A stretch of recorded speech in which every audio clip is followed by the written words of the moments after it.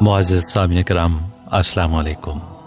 شہادت امام علی مقام حضرت امام حسین علیہ السلام کے واقعات پر مبنی پروگرام شہید ابن شہید لے کر آپ کا میزبان پرویز دورانی آپ کی خدمت میں حاضر ہے۔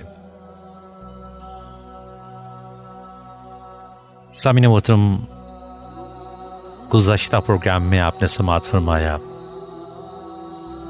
کہ ایک ایک کر کے امام علی مقام حضرت امام حسین علیہ السلام کے تمام ساتھی جام شہادت نوش فرما جاتے ہیں۔ نانا علی اصغر بھی شہید کر دیا جاتا ہے، حضرت امام حسین کو بھی شہید کر دیا جاتا ہے۔ آپ کا سر مبارک قوم اشقیا نیزے پر اٹھا کر لے جاتے ہیں، اور جس میں اطہر میدان کربلا میں ریت پر رکھا ہے، جسے گھوڑوں کی ٹاپوں سے روندا جاتا ہے۔ آگے سماعت فرمائیے گا۔ روایت ہے کہ سیدنا امام علی مقام حضرت امام حسین علیہ السلام کا گھوڑا ہنہناتا اور مقتولوں کی لاشوں کو روندتا اور ایک ایک مقتول کو دیکھتا پھرتا تھا، یہاں تک کہ سیدنا امام حسین علیہ السلام کے جسم اقدس کے پاس آیا تو دیکھا کہ آپ کا سر اقدس نہیں، پھر جسم اقدس کے گرد چکر لگانے لگا اور ان کے خون سے اپنی پیشانی ملنے لگا۔ جب عمرو ابن سعد نے یہ حال دیکھا تو اپنے ساتھیوں کو کہنے لگا کہ اسے پکڑ کر لے آؤ، اور جب قوم اشقیا نے اسے پکڑنا چاہا تو یہ گھوڑا جب اس نے دیکھا کہ یہ لوگ مجھے پکڑنا چاہتے ہیں تو اس نے 2 لتیاں جھاڑنا اور منہ سے کاٹنا شروع کیا، یہاں تک کہ 26 سوار مار ڈالے اور 9 گھوڑے ہلاک کر دیے۔ عمرو ابن سعد نے پکار کر کہا کہ اسے چھوڑ دو، دیکھیں کہ کیا کرتا ہے۔ لوگ پیچھے ہٹ گئے تو پھر جسم اقدس کے پاس آیا وہ گھوڑا اور اپنا ماتھا زمین پر مرنے لگا اور لاش انور کو چومنے لگا، اور پھر اس زور سے ہنہنایا کہ تمام ریگستان میں اس کی آواز سنائی دی۔ پھر ہنہناتا ہوا حرمات مقدسہ حسینی خیموں کی طرف گیا۔ حرمات مقدسہ باہر نکلی تو دیکھا کہ گھوڑے کی زین خالی ہے اور وہ خون میں لپٹا ہوا ہے اور زور زور سے چلا رہا ہے۔ اس حالت اور دردناک آواز سے معلوم ہو گیا کہ سیدنا امام حسین رضی اللہ تعالیٰ عنہ نے جام شہادت نوش فرما لیا ہے۔ صبح ہوئی تو فوج یزید نے اہل بیت مصطفیٰ کو پابند سلاسل کر دیا، قید کر دیا انہیں۔ عابد بیمار کو جو باوجود ان کی نکاحت اور کمزوری اور شدت بخار کے زنجیریں پہنا دی گئیں۔ اسیران آل رسول جب شہیدوں کی لاشوں کے قریب سے گزرے تو فریاد و فغاں اور آہ و بکا کا وہ شور ہوا کہ زمین و آسمان لرز کر رہ گئے۔ جناب زینب سلام اللہ علیہا نے مدینہ منورہ کی طرف رخ کر کے اس طرح فریاد کی کہ سننے والوں کے سینے چاک ہو گئے۔ آپ اپنے نانا جان کو یوں صدا پر صدا دے رہی تھیں، واہ محمد یا رسول، یا رسول اللہ، یا رسول اللہ، اپنے حسین کو دیکھیں، اس کا کیا حال ہو گیا ہے۔ نانا جان آپ کی پشت کا سوار ریگستان میں کٹا پھٹا پڑا ہے، تیرا حسین خاک و خون میں لتھڑا پڑا ہے۔ آہ یا رسول اللہ، سلام ہو یا محمد، دیکھیں آپ کے حسین کا سارا بدن ٹکڑے ٹکڑے ہو چکا ہے، تیری بیٹیاں قیدی بن چکی ہیں، ہوا ان پر مٹی پھینک رہی ہے۔ شمر اور عمر سعد نے چند لوگوں کو اسیروں کے قافلہ کے ساتھ روانہ کر دیا۔ ہولی ملعون امام علی مقام کا سر اقدس نیزے پر چڑھا کر قافلہ کے آگے آگے جا رہا ہے۔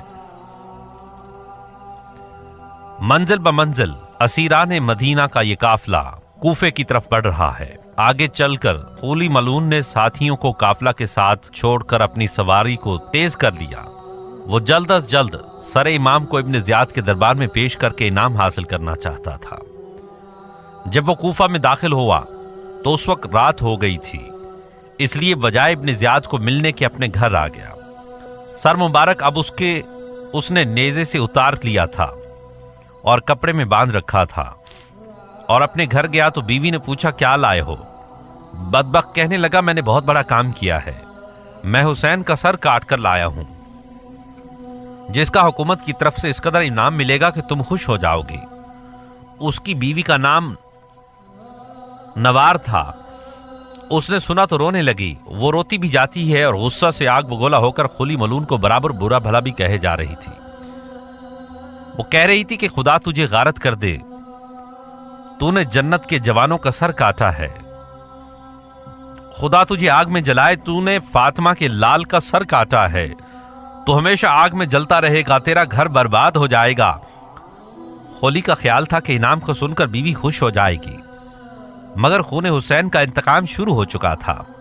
जिस घर को आबाद करने के लिए खोली बदबख्त ने वहशत और बर्बरियत की इंतहा कर दी, वो घर बर्बाद हो रहा था।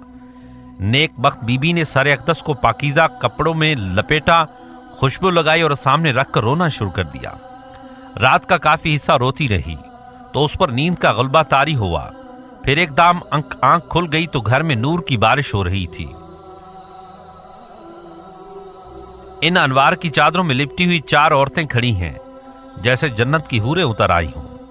वो सर अक़दस को बारी बारी हाथों में लेकर चूमती हैं, कभी सीने से लगाती हैं। खोली की बीवी ने बेताब होकर पूछा कि हजरत आप कौन हैं? इनमें से एक बीबी ने जवाब दिया, बेटी हैं, तुमने हमारे बेटे के सर अक़दस से प्यार किया है, इसलिए तुम्हें बता देती हैं हम कौन हैं। मैं फातिमा बिनते रसूल हुसैन की माँ हूँ। ये मेरी माँ खदीजतुल कुबरा हैं। ये हजरत मरियम हजरत ईसा अलैहिस्सलाम की वालिदा हैं। ये जनाब आसिया हैं। उस नेक बख्त ने चाहा कि आगे बढ़कर उनके कदमों को बोसा दे ले, मगर वो अरवाह मुनव्वरा सर अक़दस को बोसा देकर गायब हो गई। नूर उसी तरह फैल रहा था, खुशबुएं उसी तरह महकती रहीं। सुबह हुई तो खोली की बीवी ने बुरका उड़ा और दरवाजे से बाहर आ गई। खोली पीछे दौड़ा, मिन्नत समाजत की कि यूं जीते जी बच्चों को यतीम ना करो, मगर वह वापस ना आई और ये कहती हुई दूर चली गई कि तेरे बच्चे इमाम हुसैन के बच्चों से अच्छे नहीं हैं। खोली की बीवी जा चुकी थी और उसका घर बर्बाद हो चुका था। फिर उसने इमाम आली मकाम का सर अक़दस तश्त में रखा और दरबार इब्न ज़ियाद में पेश कर दिया। इब्न ज़ियाद के हाथों में छड़ी थी।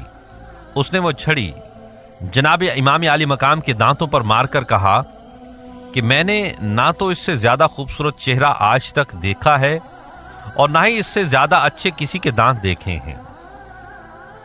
जनाब ज़ैद बिन अरकम जो कि सहाबी हैं, वो भी वहां पर मौजूद थे। उन्होंने कहा कि इब्न ज़ियाद, इन दांतों को छड़ी ना लगाओ। मैंने रसूल अल्लाह सल्लल्लाहु अलैहि वसल्लम को इन लबों को चूमते देखा है, इस हुसैन को बोसे देते देखता है। रसूल अल्लाह को ये भी फरमाते सुना है कि जन्नत में वही जा सकेगा जो मेरे हुसैन से मोहब्बत करेगा। इब्न ज़ियाद ने सुना तो चिल्ला उठा, गुस्सा में आकर कहने लगा, बूढ़े, तू अगर सठिया ना गया होता तो मैं तुझे कत्ल कर देता। जनाब ज़ैद बिन अरकम ये सुनकर खड़े हुए और जाते हुए कह रहे थे कि ए लोगो, आज से तुम गुलाम हो। तुमने फातिमा के बेटे को कत्ल किया और मरजाना के बेटे को हाकिम बनाया। वो नेकों को कत्ल करता है और शरीरों को गुलाम बनाता है। तुमने खुद जिल्लत पसंद की है। खुदा उन्हें बर्बाद करेगा जो जिल्लत की जिंदगी बसर करते हैं। अब काफिला अहले बैत भी कूफा पहुंच चुका है। कूफा वालों ने खानदान नबूवत को इस तरह रस्सियों में जकड़ा हुआ देखा तो फरियादो फगां करने लगे। औरतें मर्द हर तरफ से रो रो कर आह-उज़ारी करते रहे थे और हाय वाय के नारे लगा रहे थे। कूफियों की आवाजारी और फरियादो फुगा सुनी तो बिनते अली को गजबनाक हो गईं। फसीह अरब की नवासी और बाबुल इल्म की बेटी ने बड़ा फसीह खुतबा इरशाद फरमाया और कूफियों को चुप करवा दिया। आपने फरमाया, बदनसीब कूफियों, रो रो कर आवाजारी करके सच्चे होने की कोशिश ना करो। अहले बैते रसूल के खून से दामन रंगने वाले तुम खुद हो। हुसैन अलैहिस्सलाम का कुंबा शहीद करने वाले तुम हो। मेरे भाई पर तीर चलाने वाले तुम हो। मेरे भाई का गला काटने वाले तुम हो। हमें कैदी बनाकर यहां पर लाने वाले तुम हो। जफाकारो, मेरे भाई को खत लिखकर बुलाने वाले तुम हो। बेवफाओ, मुस्लिम और उसके बच्चों को शहीद करने वाले तुम हो। अहले बैत रसूल को इस रसवाई के साथ बाजारों में फेरने वाले तुम हो। दौलत की लालच में यजीद के हाथों में फरोख्त हो जाने वाले यजीदियों, इब्न ज़ियादियों, हमारी बर्बादी का बायस तुम हो। तुम बिकाऊ माल हो। तुम दौलत की झंकार में बरसरे बाजार फरोख्त हो जाते हो। तुम्हें यजीद की दौलत ने खरीद लिया। तुमने यजीदी मोहर बनकर गुलिस्तान नबुवत को उजाड़ दिया। फातिमा का घर लूट लिया। पर्दा नशीनों की रिदाएं छीन ली।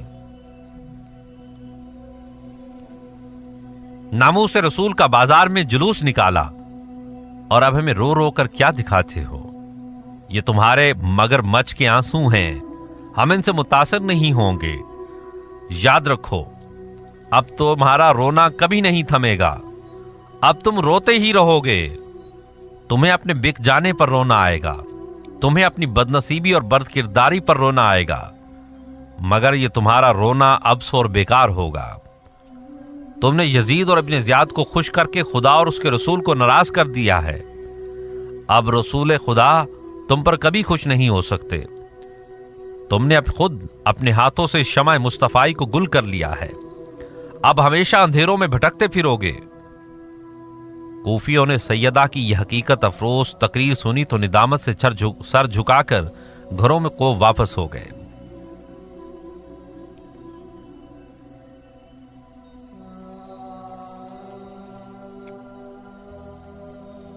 बाज किताबों में आपके खुतबा के अल्फाज कुछ इस तरह से हैं।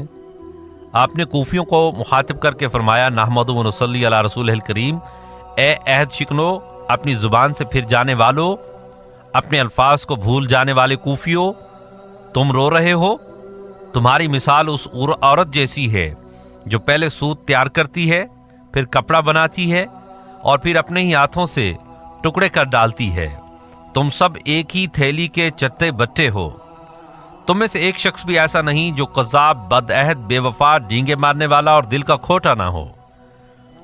तुम लोमड़ियों की तरह कीना परवर, कीना तोज और खुशामदी, दुश्मन नुमा दोस्त, मक्कार, बातिल नवाज और झगड़ालू हो। याद रखो, जो तुमने अपनी आकबत के लिए भेजा है वो बहुत बुरा है। तुम पर अनकरीब खुदा के कहर गजब का अजाब नाजिल होने वाला है। कज़ाब कूफियो, तुम मेरे भाई पर नोहा गिरिया और नोहा कर रहे हो। वल्लाह तुम्हें रोना ही मुनासिब है। तुम रो, खूब गिरिया करो। तुम्हें रोना चाहिए। तुमने बहुत बुरी बातों की आरजू की थी। वो आरजुएं अब तुम्हारे दामन के साथ चिमट गई हैं और तुम्हारा रोना तुम्हारे दामन को साफ नहीं कर सकेगा। तुमने नवासा रसूल को कत्ल किया है। उसके खून के दाग के धब्बे कैसे धुल सकेंगे? उसके कत्ल का धब्बा किस तरह धुल सकेगा?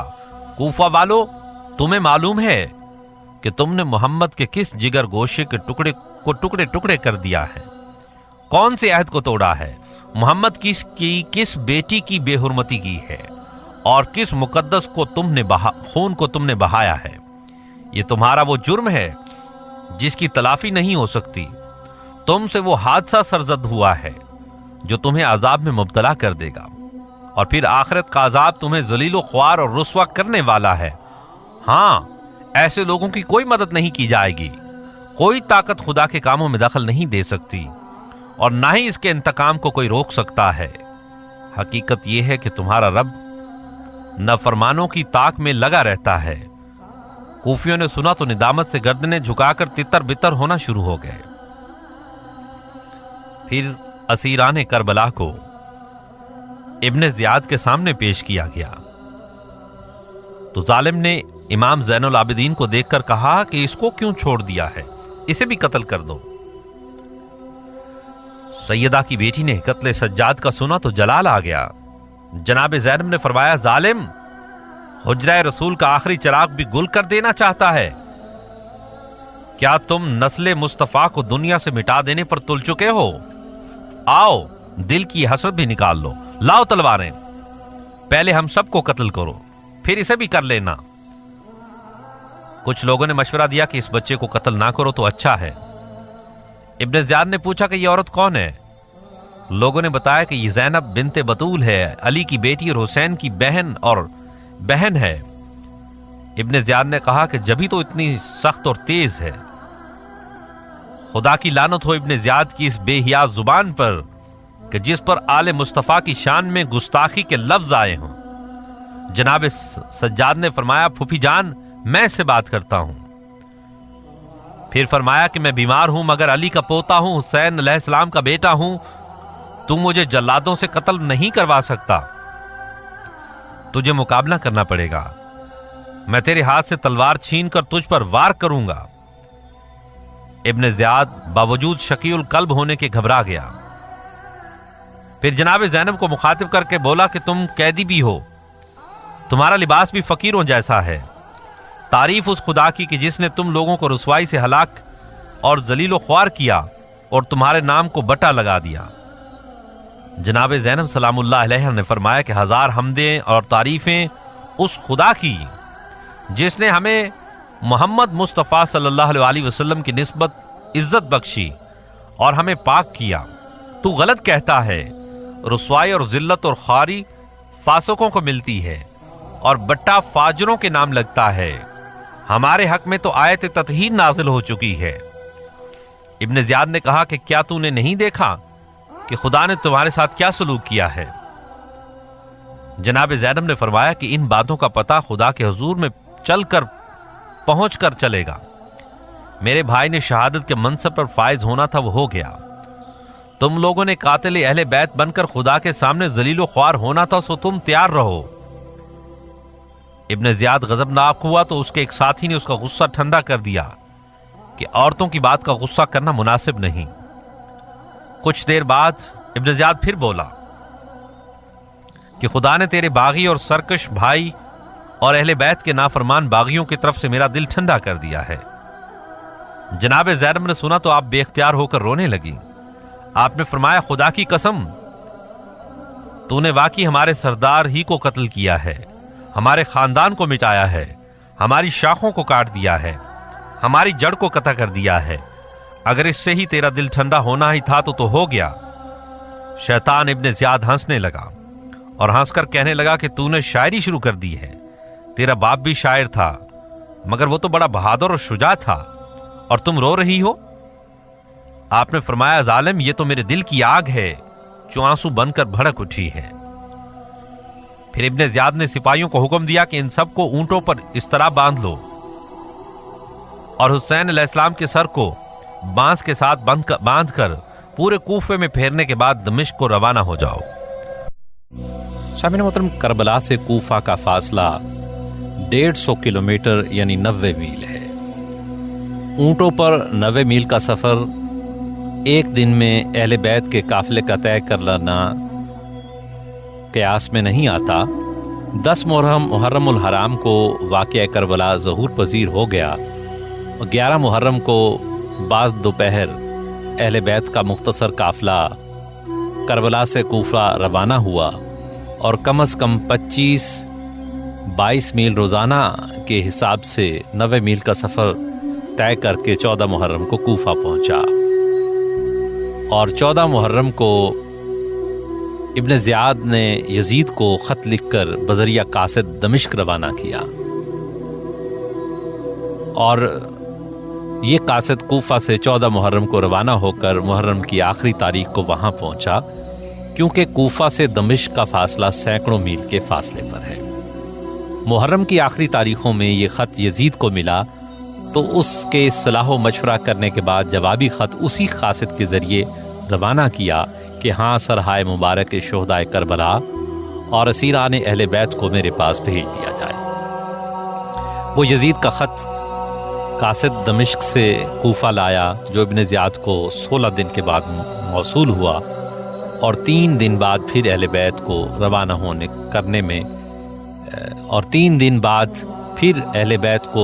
کرنے میں کوفہ میں ہی لگے، اور چوتھے دن شہداء کے سر مبارک قافلہ اہل بیت اسیری حالت میں کوفہ سے سفر دمشق کے لیے روانہ کیے گئے، اور اس حساب سے 3 محرم الحرام سے 17 سفر المظفر تک تقریباً 1 مہینہ 5 دن کوفہ میں اہل بیت کا قیام رہا۔ سامعین، جب ابن زیاد کے پاس دمشق سے یزید کا پیغام تحریری طور پر پہنچ گیا کہ سرحائے شہداء اور اسیران اہل بیت کو اس کے پاس دارالامارت دمشق بھیجا جائے، تو ابن زیاد نے زہر بن قیس کی نگرانی میں شہداء کے سرحائے مبارک ملک شام کو روانہ کر دیے، اور اس کے ساتھ ابو بردہ بن عوف ازدی اور طارق بن زبیان اور تقریباً 50 آدمی ساتھ روانہ کر دیے۔ سامن، کوفہ سے دمشق کا فاصلہ تقریباً 600 میل ہے، جیسے بغداد شریف سے دمشق، اور معتبر کتب سے یہ ثابت ہوتا ہے کہ اہل بیت کا یہ قافلہ سیدھے راستہ سے دمشق نہیں لایا گیا، بلکہ بڑی پھیر کی گزرگاہوں اور دشوار منزلوں سے طویل راستہ طے کرتے ہوئے، جو 800 میل کے فاصلہ تک ہو سکتا ہے، قریب کا راستہ جو جلد طے ہو سکتا تھا، وہ کیوں چھوڑا گیا؟ یاد رہے کہ آج کل یہی سیدھا راستہ کوفہ سے دمشق جاتا ہے اور بڑی پختہ سڑک بنی ہوئی ہے، اس پر موٹریں، کاریں اور بسیں چلتی ہیں، اور موصل و حمص کی راہ کے غیر معروف مقامات کی طرف جو طویل راستہ ہے، جس کے طے کرنے میں کافی دن لگے، یہ کیوں اختیار کیا گیا؟ تو اس کا سبب معتبر کتب سے یہ ظاہر ہوتا ہے کہ راستہ میں اہل بیت اور سرحائے مبارک کو دیکھ کر لوگ مشتعل نہ ہو جائیں، اور مزاحمت اور مخالفت اور جنگ نہ ہو۔ چنانچہ اس کے باوجود بھی بعض مقامات پر لوگوں کو جب یہ معلوم ہوا تو شدید مزاحمت کی گئی۔ آگے یزیدی نواسہ رسول کا سر اقدس لیے جا رہے ہیں، اور پیچھے پیچھے اسیران کربلا کا لٹا ہوا قافلہ جا رہا ہے۔ دنیا کو غموں سے بچانے والے خود سراپا غم بن کر جا رہے ہیں، دنیا کو قید سے چھڑانے والے خود رسیوں سے جکڑے ہوئے ہیں، دنیا کو جہنم کی آگ سے بچانے والے اپنے دلوں میں غم و آلام کے بھڑکتے ہوئے شعلے دبا کر جا رہے ہیں، دنیا کے نجات دہندہ خود گرفتار بلا ہیں۔ اہل بیت مصطفیٰ سارا گھر بار لٹوا کر خون کے آنسو روتی جا رہی ہیں۔ محمد عربی کی بیٹیاں اونٹوں کی ننگی پشتوں پر رسیوں سے جکڑی ہوئی ہیں۔ کتنا سخت امتحان ہے محمد کے گھر والوں کا، اور کتنی کڑی آزمائش ہے تاجدار کون و مکان کی مقدس اہل بیت کی۔ امام زین العابدین بالکل خاموش ہو چکے ہیں، بس مسلسل آنسو برساتے ہیں، سب کے دل ٹوٹے ہوئے ہیں، سب کی امیدیں منقطع ہو چکی ہیں۔ یزید کے نمک خار سپاہی جب بھی کوئی پڑاؤ آتا ہے تو امام علی مقام کے سر اقدس کو نیزے پر چڑھا کر پھراتے ہیں۔ ایسے بدبختوں پر خدا اور اس کے فرشتوں کی لعنت ہو۔ ایک پڑاؤ پر ایک عیسائی راہب نے پوچھا کہ یہ کس کا سر ہے؟ یزیدیوں نے جواب دیا کہ نواسہ حسین کا۔ راہب نے کہا، تم بڑے برے لوگ ہو، کیا تم اس سر کو مجھے ایک رات کے لیے دے سکتے ہو؟ اس کے عوض میں تمہیں 10,000 اشرفیاں دینے کے لیے تیار ہوں۔ لالچی تو تھے ہی، لالچ دیا گیا، ٹکڑا پھینکا گیا تو دنیا کے کتوں نے فوراً قبول کر لیا اور سر اقدس راہب کے حوالے کر دیا۔ راہب نے سر انور کو پاک صاف رومالوں میں لپیٹا، عنبر بار زلفوں کو خوشبوؤں میں بسایا، گود میں لے کر ساری رات روتا رہا۔ صبح ہوئی تو دل کی دنیا تبدیل ہو چکی تھی، محبت اہل بیت اپنا رنگ دکھا رہی تھی، जनाब ज़ैनुल आबिदीन के हाथों पर इस्लाम कबूल किया और यजीदियों को 10,000 अशरफियाँ गिन कर दी। बाकी माल गिरजे में रहने दिया और गिरजा छोड़कर तमाम उम्र खिदमत अहले बैत में गुजारी। दूसरे पड़ाव पर यजीदी इन अशरफियों को तकसीम करने लगे तो वो मट्टी की ठीकरियां बन चुकी थीं और हर ठीकरी की एक सिमत में लिखा हुआ था कि हरगिज अल्लाह को जालिमों के कामों से गाफिल न समझना। जिन्होंने जुल्म किया अब वो जानते हैं कि किस पलटे पर पलटा खाते हैं। काफिला जब बहरान में पहुंचा, एक यहूदी याह्या नामी मिला। उसने सर हुसैन नेज़े पर देखा तो पूछा, ये किसका सर है? यजीदियों ने कहा कि हुसैन इब्ने अली का। उसने पूछा, कहां से लाए हो? उन्होंने कहा कि करबला में ऐसे ऐसे खानदान को कत्ल करके अब इस सर को यजीद के दरबार में पेश करेंगे। याह्या ने सुना तो मुश्तइल हो गया। उसने कहा कि तुम्हें इस फख्र से इस वाकिया को बयान करते हुए शर्म आना चाहिए। तुम इंतहाई बेगैरत हो। इस्लाम लाकर भी तुमने आले रसूल को शहीद कर दिया। तुम्हारा हश्र इंतहाई खौफनाक होगा। यजीदी भड़क गए। एक ने तो तलवार निकाल ली कि उसे कत्ल कर दे, फिर उसने भी तलवार निकाल ली। सगे यजीद कत्ल हो गया। फिर सब ने हमला कर दिया।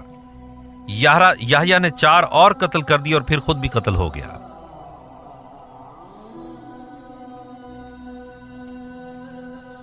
फिर मूसल शहर आया तो चंद यजीदी सिपाही हाकिम शहर के पास पहुंच गए कि हम अमीर कूफा के भेजे हुए अमीर शाम के पास जा रहे हैं। करबला में यजीम मार्का सर करके आए हैं। हमें यहाँ रात बसर करना है। हमारे लिए खुर्द नोश और रिहाइश का इंतजाम करें। बाकी लोग पीछे आ रहे हैं। हाकिम शहर ने सुना तो लरस कर रह गया। फिर उसने शहर के अहम लोगों से मशवरा किया तो उन्होंने कहा कि हम इन लुटेरों को शहर में नहीं आने देंगे। चुनाचे शहर से कुछ दूर उन्होंने रात गुजारी। वहां एक पत्थर पर सर हुसैन रखा। वो पत्थर सुर्ख हो गया, जैसे उसे खून में डुबो दिया गया हो। लोग इस पत्थर की जियारत करने को दूर दूर से आया करते थे। फिर अब्दुल मालिक बिन मरवान ने अपने दौर में इकदार में वो पत्थर वहां से उठवा लिया। आखिरकार असीरान करबला का काफिला दमिश्क पहुंच गया। यजीद के आदमी इमाम आली मकाम का सर अक़दस लेकर भी यजीद के शैतानी दरबार में पहुंच गए।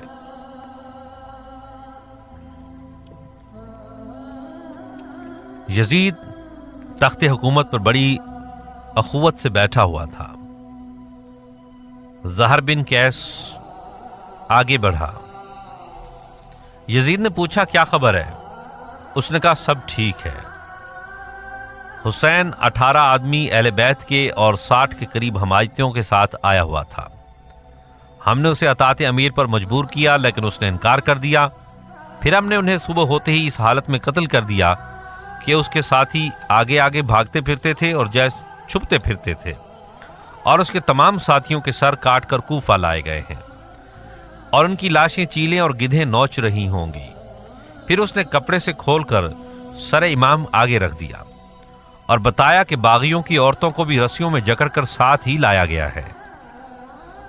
यजीद ने सर इमाम को देखा तो मकरूह चेहरा खिल गया। फिर उसने कैदियों को दरबार में हाजिर करने का भी हुक्म दे दिया। यजीद के दरबार में यहूदियों का एक आलिम भी बैठा हुआ था। जब उसे पता चला कि नवासा रसूल का सर है तो उसने कहा कि तुम कैसे मुसलमान हो? मैं हजरत दाऊद अलैहिस्सलाम की 17वीं पुश्त से हूं, लेकिन फिर भी मेरी कौम मेरा इस तरह एहतराम करती है कि जैसे मैं ही उनका पैगंबर हूं। मगर तुमने तो अपने ही रसूल की बेटी के बेटे का सर कलम कर दिया है। बताओ तो सही, तुम मुसलमान कहलाने के हकदार कैसे हो? एक ईसाई बैठा हुआ था। उसने कहा कि मुझे इनके इस्लाम पर हैरत होती है। हमारे गिरजे में हजरत ईसा अलैहिस्सलाम के घोड़े का एक सुम है, जिसे हमने खुशबुओं से मुअत्तर करके शीशे में सजाया हुआ है, اور ہزاروں عیسائی ہمہ وقت اس کی زیارت کے لیے جمع رہتے ہیں۔ انہیں اس پیغمبر کی امت کا کہلانے کا کیا حق ہے جنہوں نے اس کے نواسے کو شہید کر دیا؟ دیگر دربار میں اراکین جو بیٹھے تھے وہ بھی چہمگویاں کرنے لگے تو یزید مصلحت کے تحت خاموش رہا۔ یزید کے سامنے اسیران اہل بیت آئے تو اس نے امام زین العابدین کو مخاطب کر کے کہا کہ لڑکے تیرا نام کیا ہے؟ آپ نے فرمایا عابد ابن حسین۔ یزید نے کہا کہ تیرے باپ نے میرا حق سلب کرنے کی کوشش کی، میرا رشتہ کاٹا، میری حکومت چھیننے کی کوشش کی۔ اس پر خدا نے اس کے ساتھ جو سلوک کیا وہ تمہارے سامنے ہے۔ جناب سجاد نے بجائے جواب دینے کے قرآن مجید کی آیت کی تلاوت شروع کر دی۔ سورہ حدید آیت نمبر 22 کہ کوئی ایسی مصیبت دنیا اور تمہاری جانوں پر نہیں آتی جو تمہاری پیدائش سے پہلے لکھی ہوئی نہ ہو، اور یہ بات تمہیں بتا دی گئی ہے کہ تم اس چیز کا افسوس نہ کرو جو تم سے لے لی جائے، اور نہ اس چیز پر فخر کرو جو تمہیں دے دی جائے۔ یزید نے قرآنی جواب سنا تو اسے بڑبڑانا ناگوار گزرا اور سر پٹا کر رہ گیا۔ امام عالی مقام کا سر اس کے سامنے رکھا ہوا تھا۔ جناب زینب جناب سکینہ نے گردنیں اوپر اٹھا کر سر مبارک کو دیکھا، پھر جناب زینب نے فرمایا کہ اے حسین، اے رسول خدا کے پیارے نواسے، اے فرزند مکہ و منا، اے سیدۃ النساء فاطمہ الزہرا کے لخت جگر، اے دوش رسول کے سوار، آپ یہیں تک پہنچی تھی کہ یزید نے پوچھا کہ یہ کون ہے؟ جناب سجاد نے فرمایا کہ یہ میری پھوپھی جناب زینب بنت علی ہیں۔ یزید نے کہا کیا حسین یہ نہ کہتا تھا کہ میں یزید سے بہتر ہوں اور میرا باپ اس کے باپ سے بہتر ہے؟ جناب زینب نے فرمایا ہاں، میرے بھائی کا یہی فرمان تھا اور یہ بالکل درست ہے۔ میں بھی یہی کہتی ہوں کہ میرا بھائی اور میرا باپ تجھ سے اور تیرے باپ سے بہتر تھے۔ یزید نے کہا کہ تیرا نانا میرے دادا سے اور تیری ماں میری ماں سے ضرور افضل ہیں، مگر تیرا باپ میرے باپ سے بہتر نہیں ہے، ان کا فیصلہ خدا کرے گا۔ جناب زینب نے فرمایا کہ خدا کے فیصلے سے پہلے دنیا کی آنکھیں بھی فیصلہ کر رہی ہیں۔ یزید نے اور بھی بڑھ چڑھ کر بہت سی باتیں کی اور پھر اپنے بڑوں کا نام لے کر شعر پڑھنے لگا کہ جن کا ترجمہ یہ ہے کہ کاش آج میرے خاندان کے وہ لوگ موجود ہوتے جنہیں جنگ بدر میں قتل کیا گیا تھا، تو خوش ہو کر مجھے شاباش دیتے کہ تم نے بنی ہاشم کے بہت بڑے سردار کو قتل کر کے بدر کے دن کا بدلہ لے لیا ہے۔ اور پھر چھڑی امام عالی مقام کے لبوں پر لگانے لگا، کہنے لگا تو نے اسی منہ سے میری خلافت کا انکار کیا تھا۔ جناب زینب نے فرمایا کہ یزید، حسین تیری خلافت کو کیسے تسلیم کر لیتے جبکہ اب بھی تیری باتوں سے کفر کی محبت اور اسلام سے دشمنی کی بو آ رہی ہے۔ تو بدر کے مقتولوں کا انتقام نواسہ رسول سے لینے کا اقرار کر رہا ہے، تیرے سینے میں خاندانی عداوت اور کینہ پروری کی آگ بھڑک رہی ہے جو تو نے میرے بے گناہ بھائی کو شہید کر کے ٹھنڈی کر لی ہے۔ تو نے اولاد عبد المطلب کے ستاروں کی روشنی ختم کر کے پرانی عداوت کا بدلہ لیا ہے اور پھر بڑوں کو پکار رہا ہے۔ یاد رکھ وہ وقت بھی قریب آنے والا ہے کہ تو بھی ان کے پاس پہنچ جائے گا، اور تو نے اپنے بوڑھے مقتولین کی آواز پر لبیک کہتے ہوئے خون حسین بہا کر اسلام سے کفر کے ساتھ تقرب حاصل کر لیا ہے، اور اب اس پر یہ جرت کے ساتھ اعلان کر رہا ہے۔ یاد رکھ وہ وقت ان قریب آنے والا ہے جب تجھے اس ظلم و ستم کی سزا بھگتنا پڑے گی۔ میرے بھائی کا خون تیرے محلوں کی دیواروں اور تخت حکومت پر بجلی بن کر گرے گا، اور پھر تیرے لیے آگ ہی آگ ہے۔ باب العلم کی بیٹی کا خطبہ سنا تو تمام درباری سکتے میں آ گئے۔ پھر ایک شامی حرامی اٹھا، اس نے جناب سکینہ کی طرف اشارہ کر کے کہا کہ امیر یہ لڑکی مجھے دے دو۔ جناب سکینہ جناب زینب سے چمٹ کر پیچھے بیٹھ گئیں تو جناب زینب نے پکار کر کہا کمینے، تیری یہ جرت کے ناموس رسول پر آنکھ اٹھاتا ہے؟ بے شرم، اس کا حق نہ تجھے ہے اور نہ تیرے امیر کو۔ یزید نے سنا تو غصے سے جل گیا اور یوں بکواس کرنے لگا، تم جھوٹی ہو، مجھے اس کا حق حاصل ہے، اگر میں چاہوں تو ابھی ایسا کر سکتا ہوں۔ جناب زینب نے فرمایا غلط کہتے ہو، تمہیں اس کا حق خدا نے ہرگز نہیں دیا کہ बिनाते रसूल को माल गनीमत समझकर तकसीम कर दो। अपना यह हक बनाने के लिए तुम्हें बरसरे आम ये ऐलान करना पड़ेगा कि तुम मिल्लत मुस्तफ़ा से निकल गए हो, तुमने दीन मुहम्मदी को छोड़कर दूसरा दीन अख्तियार कर लिया है। तुम्हारी पहली गुफ्तगू से कुफ्र की बू आती है और अब ये ऐलान भी कर सकते हो तो कर दो।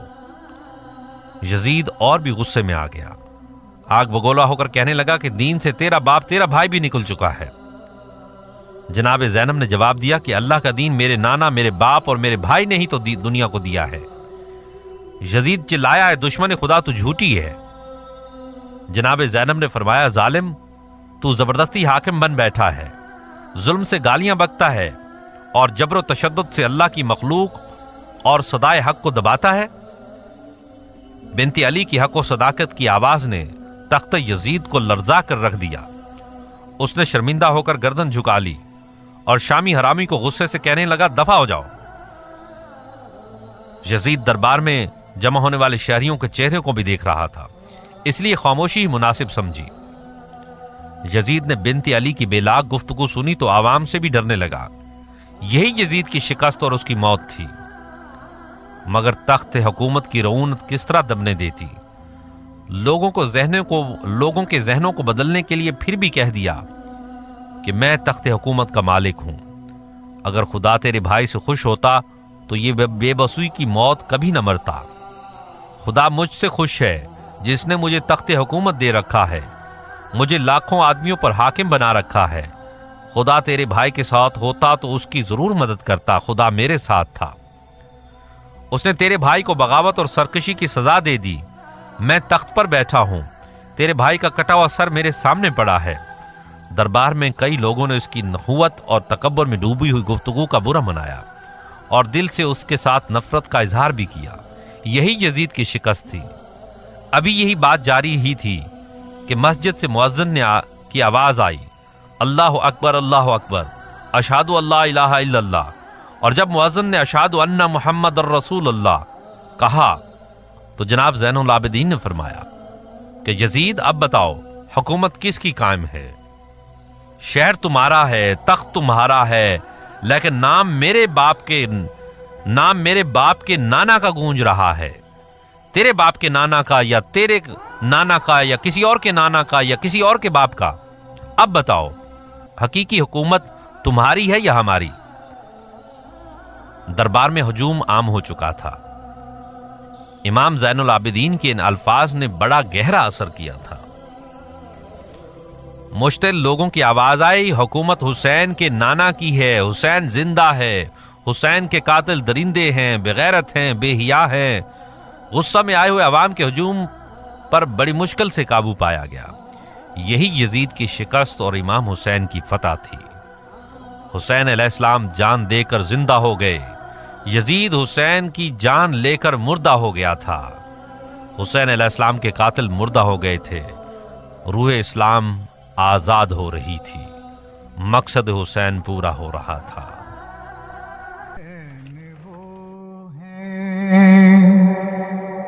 हुसैन वो है, हुसैन वो है जो दुश्मनों को भी दर से उल्फत बता गए हैं। कटा के सर को वो राहे हक में खुद अपनी अज़मत बता गए हैं। हुसैन वो है, हुसैन वो है। फिर जनाब ज़ैनब सलामुल्लाह अलैहा ने इरशाद फरमाया, यजीद तुम्हारी गैरत बिल्कुल मर चुकी है। तुम्हें हया होती तो नामूस रसूल को इस तरह दरबार में तलब करके रुसवा न करता। ए फितनागर, क्या तेरा दिल अभी तक ठंडा नहीं हुआ? हमारा सब कुछ लूट कर भी तेरी वहशत को सुकून नहीं मिला। गुलिस्तान फातिमा को उजाड़ कर भी तेरी दरिंदगी को सब्र नहीं आया। जालिम सुन, मेरे नाना तेरे नाना से अफजल हैं, मेरा बाप तेरे बाप से अफजल है, मेरी माँ तेरी माँ से अफजल है। औलादे रसूल औलादे अबू सुफियान से अफजल है, औलादे खदीजा औलादे हिंदा से अफजल है। फिर तुझे ये ख्याल क्यों ना आया कि अबू सुफियान की बहू बेटियां तो पर्दे में बैठे और मोहम्मद अरबी की बहू बेटियां इस तरह बरसरे आम तेरे दरबार में कैदी बनकर खड़ी हों? यजीद अवाम की जहनी हालत का अंदाजा कर चुका था और कहा कि इन्हें हरम सरा में पहुंचा दो। एक रिवायत में है कि इन कैदियों को कैद खाना में डाला गया। फिर सुबह नोमान बिन बशीर साबका गवर्नर कूफा के हमरा इस लुटे पटे काफिला को इमाम आली मकाम का सर अनवर देकर वापस कर दिया गया। अब यजीद में यह हिम्मत नहीं थी कि असीरों के साथ कोई ज्यादती कर सकता, इसलिए कि खून हुसैन ने अपना असर दिखाना शुरू कर दिया। दमिश्क के शहरियों को कत्ले मजलूम का एहसास हो गया था। उन्होंने इस फेले कबी और मजमूम हरकत से नफरत का इजहार शुरू कर दिया था। सर अक़दस के मुतल्लिक कई रिवायात हैं। एक रिवायत है कि काफिला अहले बैत करबला के रास्ते ही मदीना मुनव्वरा को वापस आया और करबला में इमाम अली मकाम अलैहिस्सलाम का लाश अक़दस तलाश करके उसके साथ ही सर को भी दफन कर दिया गया। एक रिवायत में है कि यह सर मदीना मुनव्वरा में लाया गया और जनाब फातिमा तज़हरा सलामुल्लाह अलैहा और जनाब इमाम हसन अलैहिस्सलाम के दरमियान दफन किया गया। बहरहाल ये लुटा पटा काफिला सफर की तकलीफें बर्दाश्त करता हुआ मदीना की हदूद में दाखिल हो जाता है। अहले बैत रसूल ने जब आसारे मदीना देखे तो उनकी चीखें निकल गई। मदीना मुनव्वरा से रवानगी का वक्त याद आ गया। उस नूरानी काफिला का एक एक फर्द याद आ गया। काफिला सालार का तस्वर सामने आया तो कलेजे चिर गए, सीनों पर छुरियां चल गईं। दर्दो अलम की दबी हुई चिंगारियां आहों की हवा लगने से शोले बनकर भड़क उठी। दिलों के समंदर में तूफान आ गए, आंखें आबशार बन गई। सैयदा ज़ैनब सलामुल्लाह अलैहा ने कहा, आह या रसूल अल्लाह, वाह मोहम्मद आ, या ताजदारे मदीना, हम लुट गए। आपका हुसैन आपका नाम आपके नाम पर कुर्बान हो गया। या रसूल अल्लाह सल्लल्लाहु अलैहि वसल्लम, मेरा भाई बिछड़ गया, भतीजे शहीद हो गए। नाना जान आप जिसे चूमा करते थे उस पर तलवारें चल गईं। जालिमों ने उसका सीना तीरों से छलनी कर दिया, उसके जिस्म को नेज़ों में परो दिया, उसका बंद बंद काट दिया, उसकी लाश पर घोड़े दौड़ा दिए। आह नाना जान, आपके हुसैन अलैहिस्सलाम की एक एक निशानी करबला की रेत में छुप गई। मुकद्दस नाना, कैसे बताऊं कि आपकी गोद में खेलने वाली ज़ैनब के हाथों में जालिमों ने हथकड़ियां डाल दी। या रसूल अल्लाह सल्लल्लाहु अलैहि वसल्लम, हमें रस्सियों में जकड़कर ऊंटों पर सवार कराया गया। जनाब उम्मे लैला और जनाब रुबाब ने फरियाद की, ऐ ताजदारे मदीना, ऐ हमारे आका व मौला, हमारा घर बर्बाद हो गया, हमारा सुहाग उजड़ गया, हमारी आरज़ुएं लुट गईं, हमारी गोदें खाली हो गईं। उधर ये फरियादो फगा हो रही थी। उधर मदीना मुनव्वरा के लोग, मर्द, औरतें, बच्चे चीखते चिल्लाते रोते तड़पते बाहर निकल आए। उनको मुसीबत ज़दा काफिला की आमद की इत्तला मिल चुकी थी। दोनों जानिब कोहराम मचा हुआ था। ऐसे मालूम हुआ था कि जैसे आज ही कयामत बपा हो चुकी है। लोग अहले बैत की सवारियों से चिमट चिमट कर नाला व शेओन और फरियादो फुका कर रहे थे। एक ही खानदान के 40 अफराद में से चंद खवातीन और बीमार सज्जाद को देखते ही सब्र का दामन हाथ से छूट गया। अहले मदीना की फरियादो फुगा और रोना तड़पना देखा तो अहले बैते रसूल के दिल और ज्यादा भर आए। درد اور بڑھتا گیا، سوز و الم میں اضافہ ہوتا چلا گیا۔ پھر کون کم روتا، سبھی مجسمہ غم بنے ہوئے تھے۔ اسی طرح نالا و شیون بھی جاری ہے، سواریاں بھی آہستہ آہستہ چلی جا رہی ہیں۔ چند قدم آگے بڑھتے تو غم و آلام کا ایک طوفان آنکھوں کے سامنے تھا۔ مدینہ منورہ کی چند عورتوں کے ساتھ جناب سغرا میلا سا برقع اوڑھے آگے بڑھتی ہیں اور اپنی امی کی سواری کے آگے لیٹ کر فریاد کرتی ہیں، امی جان اپنی سواریاں میرے اوپر سے گزار دو، امی جان میرے جسم کو مسل دو، میرے ٹکڑے ٹکڑے کر دو، مجھے اب زندہ نہیں رہنا، مجھے اب زندگی کی کوئی ضرورت نہیں۔ پھوپھی جان آپ بھی اپنی ناکا کو میرے اوپر سے گزار دیں، پھوپھی جان میری زندگی ختم کر دیں، میرا جسم پاش پاش کر دیں۔ سب کچھ لوٹا کر آنے والوں، آپ کے پہلے بھی مجھ پر بڑے احسان ہے، ایک احسان یہ بھی کر دو، مجھے روتی تڑپتی چھوڑ کر جانے والوں، اب تو مجھے اکبر کے پاس بھیج دو، اب تو میرا اکبر مجھ کو ملا دو، میں آپ کو خدا کا واسطہ دیتی ہوں، مجھے میرے بابا کے پاس پہنچا دو، آپ علی اصغر کو جلد ملانے کا وعدہ کر گئے تھے، یا میرا اصغر مجھے واپس کر دو، یا مجھے اس کے پاس بھیج دو، میں نے اس کے کپڑے سی کر ہی رکھے ہوئے ہیں، امی جان میں نے اسے یہ کپڑے پہنا کر دیکھنے ہیں، میں اس کی امانت اسے پہنچانا چاہتی ہوں، خدا کے لیے مجھے اصغر کے پاس بھیج دو، مجھے بھیا اکبر کی شادی میں جانا ہے، مجھے اپنے بھائی کو دلہا بنتے دیکھنا ہے، انہوں نے مجھ سے وعدہ کیا تھا کہ واپس آ کر ساتھ لے جائیں گے، وہ نہیں آ سکے تو میں خود ان کے پاس چلی جاتی ہوں۔ ان کو جنت کا دلہا بننے کی جلدی تھی، وہ جبھی تو اپنا وعدہ بھول گئے، لیکن میں اپنا وعدہ ضرور پورا کروں گی، میں ان کی شادی میں ضرور جاؤں گی۔ بھیا کی شادی میں بہن موجود نہ ہو تو شادی کا کیا مزہ، وہ میرا انتظار کر رہے ہیں، مجھے ان کے پاس جانے دو، میں ان کے بغیر زندہ نہیں رہ سکتی، میں ان کے بغیر زندہ نہیں رہ سکتی۔ اور پھر جناب سغرا پر بے ہوشی طاری ہو گئی۔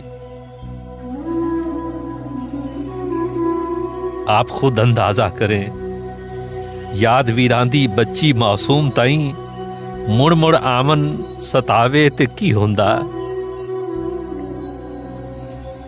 چھیتی بہن نو کھڑن دا کر وعدہ اکبر لہن نہ آوے تے کی ہوندا، لاکے خواب وچ اصغر نو نال سینے مڑ کے اک کھل جاوے تے کی ہوندا، پچھو سغرا نو سائم جے شام ولوں خالی اون کچاوے تے کی ہوندا۔ سواریوں کو پیچھے ہٹا کر بٹھا دیا گیا، بے ہوش بچی کو حوض میں لٹا کر یہ غم میں ڈوبا ہوا قافلہ دربار رسول صلی اللہ علیہ وسلم پر حاضر ہو گیا۔ روضہ اقدس پر پہنچ کر جو حالت علم نصیبوں کی ہوئی وہ بیان سے باہر ہے۔ چیخو پکار کی جگہ دبی دبی آہوں اور سسکیوں نے لے لی۔ مواجہ شریف کے سامنے سب ہاتھ باندھے ہوئے تھے، مسلسل روتے جا رہے ہیں، کوئی تسلی دینے والا نہیں، سبھی اپنے اپنے غم میں ڈوبے ہوئے ہیں۔ دربار مصطفیٰ صلی اللہ علیہ وسلم پر حاضری دینے کے بعد غمزدہ قافلہ شہزادی رسول جناب سیدہ فاطمہ الزہرا صلوات اللہ علیہا کے مزار اقدس پر حاضر ہوا۔ سب نے اپنے اپنے غم کی کہانی دربار بطول میں پیش کی، پھر روتے دھوتے سبھی لوگ گھر واپس آ گئے۔ روایت میں آتا ہے کہ اس دن اہل مدینہ پر جو غم طاری ہوا اس کا اثر 1 سال سے بھی زیادہ عرصہ تک ایک ہی حالت میں رہا۔ ہر شخص غم میں ڈوبا ہوا اور کھویا کھویا سا نظر آتا ہے۔ اور یہ بھی روایت ہے کہ جناب زین العابدین رضی اللہ تعالیٰ عنہ نے اس واقعے کے بعد پوری زندگی اشک باری میں گزاری. آپ کی آنکھوں سے ہمیشہ سرخ آنسوؤں کی برسات ہوتی رہتی. یہ درد کب مٹنے والا تھا؟ یہ زخم کب بھرنے والا تھا؟ یہ سوز کب جانے والا تھا؟ غم حسین کو تو زندگی کے آخری سانس تک نبھانا تھا. یہ غم تو لامحدود وسعتوں کا حامل ہے. آج 13 صدیاں گزر جانے کے بعد بھی غم حسین اسی طرح اپنی اثر انگیزی دکھا رہا ہے. جس طریقہ سے یہ ظہور میں آیا، غم حسین ہی تو غم حیات کا مداوا ہے. غم حسین ہی تو گناہوں کا کفارہ ہے، جنت کی کلید ہے. امام ایک عالی مقام کی یاد میں چند آنسو بہا دینا صالحہ سال کی عبادت سے افضل ہے. یہ حسین تیرا ہی کام تھا، سبھی لال اپنے کیے فدا. تجھے ان ستاروں نے ڈوب کر شب غم کا چاند بنا دیا. سامعین، علماء کرام فرماتے ہیں کہ جتنے بھی لوگ حضرت امام حسین رضی اللہ تعالیٰ عنہ کے مقابلے میں آ کر قاتلین میں شریک ہوئے یا اس واقعہ شہادت سے راضی اور خوش ہوئے، تو عذاب آخرت کے علاوہ دنیا میں بھی وہ اپنے اعمال بد کی سزا کو پہنچے. ان میں سے کوئی بھی ایسا نہ تھا کہ جس نے دنیا ہی میں عذاب الہی کو نہ دیکھا اور سزا نہ پائی ہو. ان میں سے بعض تو بری طرح مارے گئے، بعض اندھے اور روح سیاہ ہو گئے، بعض کوڑ اور برس کے مرض میں مبتلا ہوئے، بعض سخت عبرتناک بلاؤں اور بیماریوں میں مبتلا ہو کر ہلاک ہوئے. حضرت عامر بن سعد البجلی رضی اللہ تعالیٰ عنہ فرماتے ہیں کہ حضرت امام حسین رضی اللہ تعالیٰ عنہ کی شہادت کے بعد میں نے خواب میں رسول اکرم صلی اللہ علیہ وآلہ وسلم کو دیکھا. آپ نے فرمایا کہ اے عامر، میرے صحابی برا بن عازب کے پاس جا کر میرا سلام کہہ دو اور ان کو خبر دے کہ جنہوں نے میرے بیٹے حسین کو قتل کیا ہے وہ دوزخی ہیں. پس میں نے برا ابن عازب کی خدمت میں حاضر ہو کر یہ خواب بیان کیا تو انہوں نے سن کر فرمایا کہ اللہ کے رسول نے سچ فرمایا. علامہ حافظ ابن حجر حضرت علی رضی اللہ تعالیٰ عنہ سے روایت فرماتے ہیں کہ رسول اللہ صلی اللہ علیہ وآلہ وسلم نے فرمایا کہ حسین کا قاتل ایک آگ کے تابوت میں ہوگا، اس پر اہل دنیا کے نصف کا عذاب ہوگا. حضرت عبداللہ بن عباس رضی اللہ تعالیٰ عنہ فرماتے ہیں کہ اللہ تعالیٰ نے حضرت محمد رسول اللہ صلی اللہ علیہ وآلہ وسلم کی طرف وحی بھیجی کہ میں نے یحییٰ بن زکریا کے عوض 70,000 افراد مارے، اور اے حبیب تیرے نواسے کے عوض 70,000 اور 70,000 مارنے والا ہوں.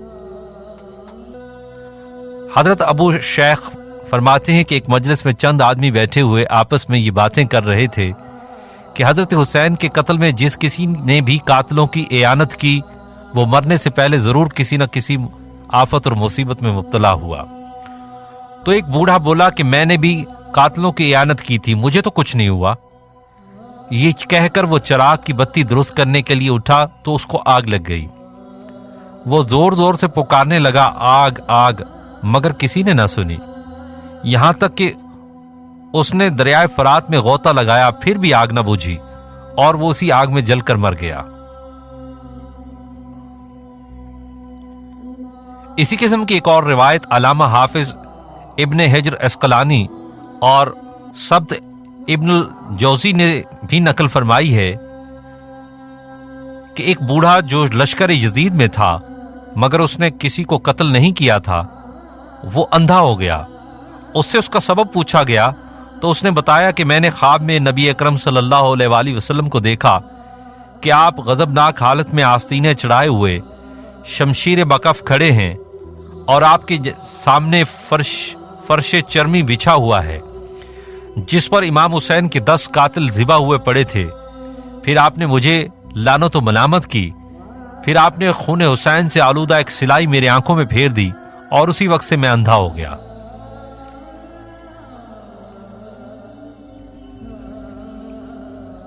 सामने हजरत अबू मोहम्मद सलमान अल अमश ताबी रजी अल्लाह तआला फरमाते हैं कि मैं हज बैतुल्लाह के लिए गया और दौरान तवाफ मैंने एक शख्स को देखा कि गिलाफ काबा के साथ चिमटा हुआ ये कह रहा था कि ऐ अल्लाह मुझे बख्श दे, और मैं गुमान करता हूं कि तू मुझे नहीं बख्शेगा। मैं उसकी बात पर मुताज्जिब हुआ कि सुभान अल्लाह अज़ीम, इसका कैसा गुनाह है कि जिसकी बख्शिश का इसको गुमान नहीं।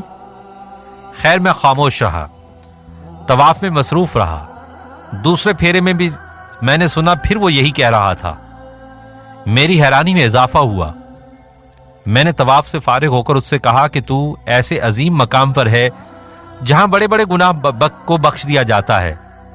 अगर तू अल्लाह अज़्ज़ा वजल से मगफरत और रहमत मांगता है तो उससे उम्मीद भी रख कि वो बड़ा रहीम और करीम है। तो उस शख्स ने कहा कि अल्लाह के बंदे तू कौन है? मैंने कहा कि मैं सलमान अल अमश हूं। उसने कहा कि ऐ सलमान, तुम मांगो और उम्मीद भी रखो। मैं भी कभी तुम्हारे ही जैसा ख्याल रखता था, लेकिन अब नहीं। ये कहा और मेरा हाथ पकड़कर मुझे एक तरफ ले गया और कहा कि मेरा गुनाह बहुत बड़ा है। मैंने कहा कि क्या तेरा गुनाह पहाड़ों, आसमानों, जमीनों और अर्श से भी बड़ा है? कहने लगा, हां, मेरा गुनाह बड़ा ही है। सुनो, मैं तुम्हें बताता हूं वो बड़ी अजीब बात जो मैंने देखी है। मैंने कहा, सुनाओ, अल्लाह तुम पर रहम करे।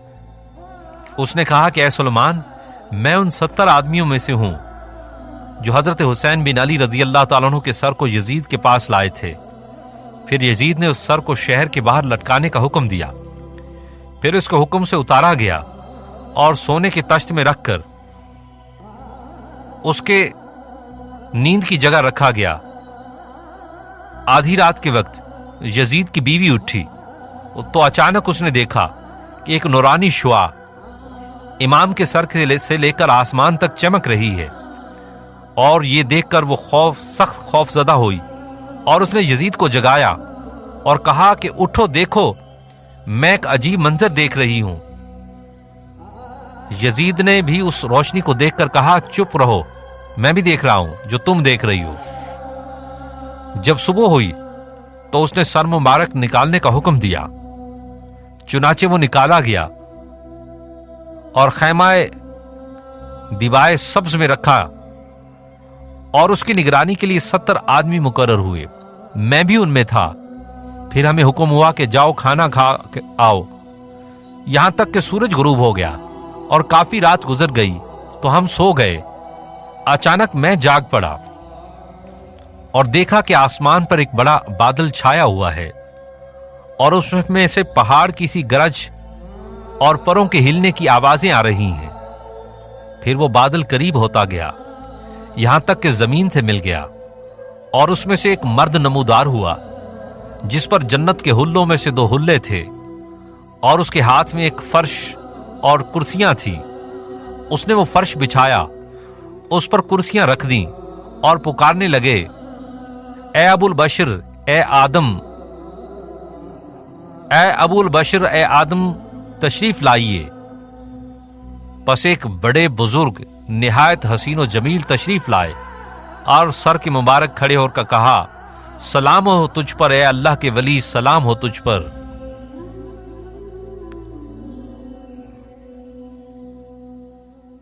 ए बकियतुस सालिहीन, जिंदा रहे तुम शहीद होकर और कत्ल हुए प्यासे रहे, हत्ता कि अल्लाह ने तुम्हें हमसे मिला दिया। अल्लाह तुम पर रहम फरमाए। और तुम्हारे कातिल के लिए बख्शिश नहीं, तुम्हारे कातिल के लिए कल कयामत के दिन दोज़ख का बहुत बुरा ठिकाना है। ये फरमाकर वो वहां से हटे और उन कुर्सियों में से एक कुर्सी पर बैठ गए। फिर थोड़ी देर के बाद एक और बादल आया, वो उसी तरह जमीन से मिल गया। मैंने सुना कि एक मुनादी ने निदा की कि ए नबीउल्लाह, ए नूह, तशरीफ लाइए। नागहा एक साहब वजाहत, जर्दी माइल चेहरा, जन्नत के हुल्लों में से 2 हुल्ले पहने तशरीफ लाए। उन्होंने भी वही अल्फाज कहे और कुर्सी पर बैठ गए। फिर एक और बादल बड़ा आया और उसमें से हजरत इब्राहिम खलीलुल्लाह नमूदार हुए। उन्होंने भी वही कलमात पढ़े और कुर्सी पर बैठ गए। इसी तरह हजरत मूसा और हजरत ईसा तशरीफ लाए और इसी तरह के कलमात फरमाकर कुर्सियों पर जा बैठे। फिर एक बहुत बड़ा बादल आया, उसमें से हजरत मोहम्मद सल्लल्लाहु अलैहि वसल्लम और हजरत फातिमा और हजरत हसन रदियल्लाहु अन्हुमा और मलाइका नमूदार हुए। पहले हजरत मोहम्मद रसूलुल्लाह सल्लल्लाहु अलैहि वसल्लम सर के पास तशरीफ ले गए, सर को सीने से लगाया, रोए, और फिर हजरत फातिमा को दिया, उन्होंने भी सीने से लगाया और बहुत रोई। और हजरत आदम अलैहिस्सलाम ने हजूर सल्लल्लाहु अलैहि वसल्लम के पास आकर यूं ताज़ियत की, सलाम हो पाकीज़ा फितरत और खसलत वाले पाक फर्जंद, अल्लाह आपको बहुत ज्यादा अजर व सवाब अता फरमाए और आपके फर्जंद हुसैन के इस इम्तिहान में एहसन सब्र दे। इसी तरह हजरत नूह, हजरत इब्राहिम, हजरत मूसा, हजरत ईसा अलैहिस्सलाम ने भी ताज़ियत फरमाई। और फिर हजूर सल्लल्लाहु अलैहि वसल्लम ने उन अंबिया कराम अलैहिस्सलाम से फरमाया कि आप गवाह रहें, खुद अल्लाह ही काफी गवाह है मेरी उम्मत के उन लोगों पर जिन्होंने मेरे बाद मेरी औलाद को इस तरह कत्ल करके मुझे ये बदला दिया है। फिर एक फरिश्ते ने आपके करीब आकर अर्ज किया, ए अबुल कासिम, इस वाकिया से हमारे दिल पाश पाश हो गए हैं। मैं आसमान दुनिया का मुवक्किल हूं, अल्लाह ताला ने मुझे आपकी इताअत का हुक्म दिया है। अगर आप मुझे हुक्म दें तो मैं इन लोगों पर आसमान ढा दूं और इनको तबाह कर दूं। और फिर एक और फरिश्ते ने आकर अर्ज किया, ए अबुल कासिम, मैं दरियाओं का मुवक्किल हूं, अल्लाह ने मुझे आपकी इताअत का हुक्म दिया है। अगर आप फरमाएं तो मैं इन पर तूफान बर्पा करके इनको तबाह बर्बाद कर दूं। आपने फरमाया, ए फरिश्तों, ऐसा करने से बाज रहो। तो हजरत हसन ने कहा, नाना जान, ये जो सोए हुए हैं यही वो लोग हैं जो मेरे भाई के सर को लाए हैं, यही निगरानी पर मुकर्रर हैं। तो नबी सल्लल्लाहु अलैहि वसल्लम ने फरमाया कि ऐ मेरे रब के फरिश्ते, इनको कत्ल कर दो मेरे बेटे के कत्ल के बदले में। तो खुदा की कसम, अभी कुछ ही देर गुजरी थी कि मैंने देखा कि वो मेरे सब साथी कत्ल कर दिए गए। फिर एक फरिश्ता मुझे भी कत्ल करने को आया, तो मैंने पुकारा, ए अबुल कासिम, मुझे बचाइए और मुझ पर रहम फरमाइए, अल्लाह आप पर रहम फरमाए। तो आपने फरिश्ता से फरमाया कि इसे रहने दो। फिर आपने मेरे करीब आकर फरमाया कि तू इन 70 आदमियों से है जो सर लाए थे। मैंने कहा, बस आपने अपना हाथ मेरे कंधे में डालकर मुझे मुंह के बल गिरा दिया और फरमाया कि खुदा तुझ पर रहम न करे और तुझे बख्शे ना बख्शे और तेरी हड्डियों को नारे दोजख में जलाए। तो ये वजह है कि मैं अल्लाह की रहमत से नाउमीद हूं। हजरत अमश ने यह सुनकर फरमाया, ओ बदबख्त, मुझसे दूर रहो, कहीं तेरी वजह से मुझ पर अजाब नाजिल ना हो।